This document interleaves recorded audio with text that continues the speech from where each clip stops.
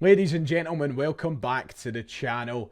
And Celtic are through to the next round of the Scottish Cup after their 5-0 victory over Buckie Thistle. It's a match reaction which feels rather pointless, but it's part of the gig. So let's try and react to it. A result that we expected, a result that many won't be surprised at. But let's try and unpack it, shall we?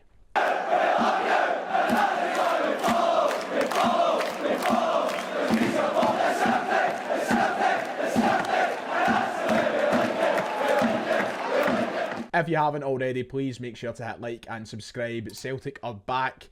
The football is back. It's not been that long, but it's felt an eternity, and it's nice to be back into match reaction mode, despite it being against, a fifth-tier side or whatnot.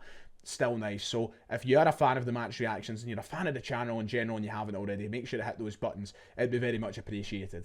I guess that's the main thing to say about today's game. We're back, and that's good, because I miss it when there's no football on. It's as bad as an international break, these winter breaks. I understand it, it's justified. I mean, you take one look at the weather today at the game and you realise why we have a winter break.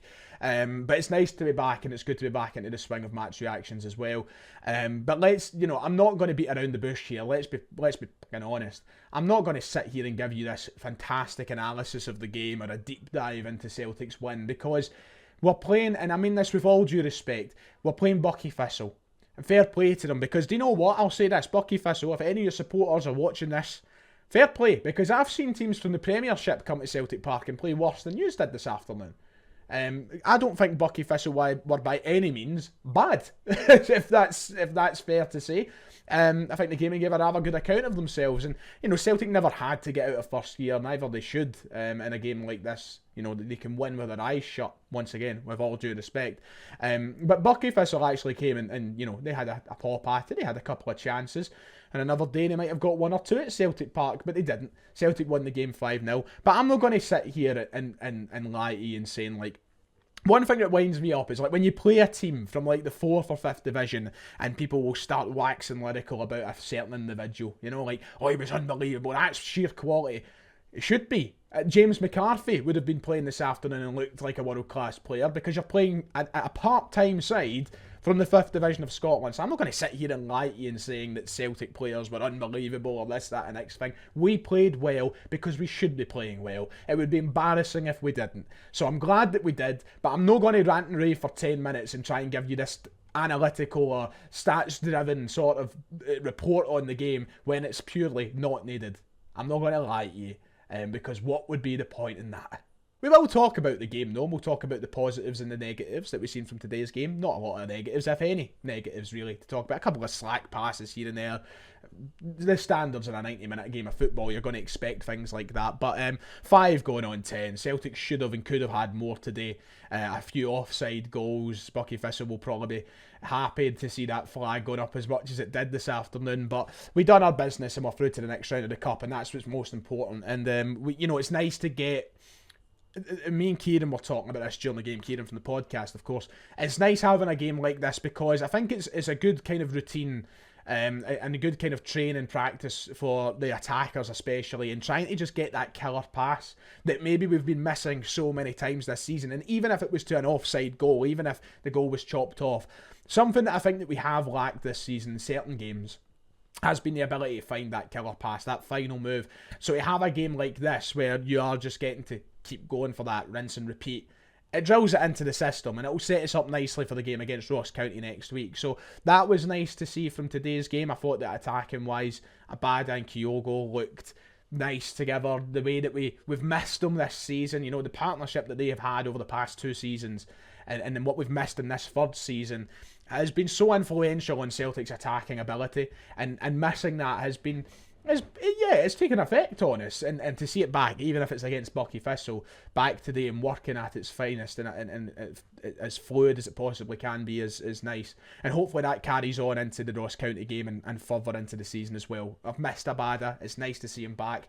Just needs to remember how to stay on side, that's what I would say. Lewis Palma and all, he was good on that left-hand side. He was able to find some good passes in there. So we scored our goals. We made our job easy. We could have had more. A couple of players, though, that I guess we could talk about more specifically in today's game. So I want to move on to them. Just in case you didn't watch the game, I'll give you a quick rundown of the goal scorers and the assists, because that'll kill some time to try and hit the 8-minute mark. Bernardo got the first. That was followed by Thiago Holmes' first Celtic goal in the 33rd minute. Kyogo then scored the last goal of the first half. We went up 3-0 with 5 to go, and the second half was kicked off with Luis Palma's strike from outside the area, and we finished off with a Rockov goal in the 90th minute. Assists from O'Reilly, Abada, Johnson, and the other Johnson. Two different Johnsons, Mikey and Alistair, finding themselves with assists today. I wanted to talk about Bernardo first. Another wee tidy goal from him, a tidy finish. Granted, once again, we're talking about Buckie Thistle, where every Celtic player should be able to score goals. Bernardo is a lovely goal, and I think he is someone that I really just want to see the club sign. I've been saying this for a number of weeks now. I'm not going to be one of these guys coming on here, oh, what a performance against 5th tier Buckie, sign him up. But he has been really good for weeks now, and he's creating a case to make him undroppable on this side at the minute. Now, I know we're expecting the return of Rio Hatate very, very soon, but Paulo Bernardo has done enough in recent weeks, the Derby game, the St Mirren game, and games leading up to them, to prove that he's deserving of a place in the side at the minute. He's not as simple as dropping him for Rio Hatate. For a lot of people it will be, because Hatate's quality is significantly better, you could say, and we've seen that over the last 2 years. But Bernardo's form is deserving of more minutes, and I would say paying the money to keep him, whatever that fee is. There's been a number of different valuations thrown out there over the past few weeks, but that we finished today just shows the kind of quality he has and those feet of his. He's a really good footballer. He makes everything look really tidy and neat. I think his technical ability is just really, really good. So I would love to see him sign permanently, and he chipped in with yet another goal to Celtic career today. The other player that I wanted to talk about was Rockov, and not necessarily for the 15-20 minute cameo we've seen of him, but just in terms of what it means in the bigger picture, because his Celtic career has obviously been a little bit up in the air in recent weeks. But reports recently have said that we're looking to extend his contract. And does his goal and his performance today maybe mean that we could see more of Rockov in the coming months? If I'm being completely honest, I don't think it means that Rockov is suddenly going to be in the first team and suddenly getting on the pitch week in, week out. But if the club are willing to offer him a new contract, there must be some form of plan for him. He looked good today in his brief spell in the park. He obviously got a goal, and it was a good finish on the end of a cross in a very congested area, may I add. So it was a good finish, good goal for him to get. I think that's his first senior goal for the club as well, as Thiago Holmes got his.